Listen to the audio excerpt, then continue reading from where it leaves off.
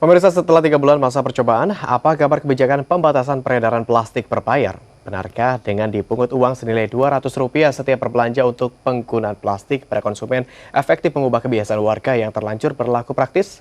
Berikut liputannya.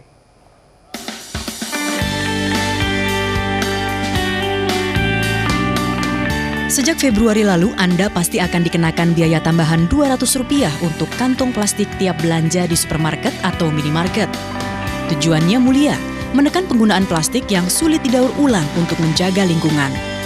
Nah, lantas benarkah warga kita sudah mulai sadar lingkungan dan memilih membawa tas belanja sendiri dari rumah? Belilah, kalau bawa dari rumah repot.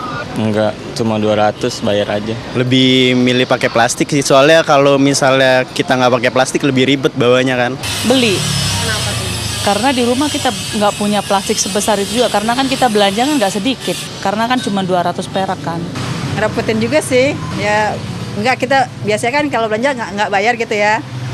Udah harga segini, ini Bu sama kantong plastik segini gitu, kayaknya ya keluarin lagi gitu duitnya gitu. Nah kan, ternyata karena alasan kepraktisan, banyak warga yang lebih rela membayar 200 perak alias sama saja tak mengurangi laju peredaran plastik di periode waktu yang diklaim Kementerian Lingkungan Hidup sebagai 3 bulan masa percobaan.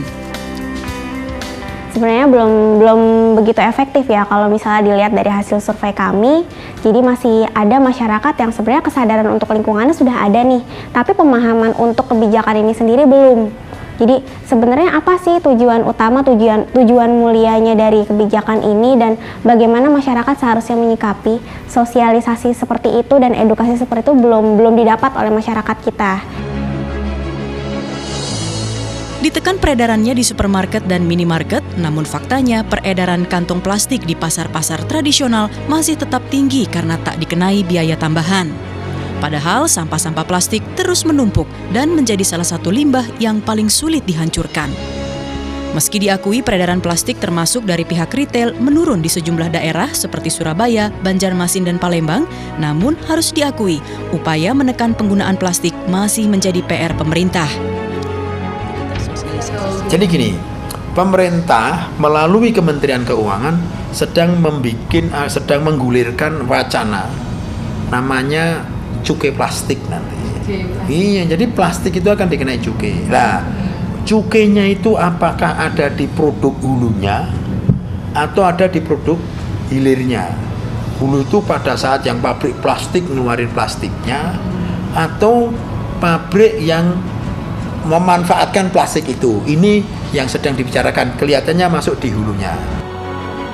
Bukan perkara mudah mengubah kebiasaan warga yang kerap memilih praktis ketimbang menjaga lingkungan.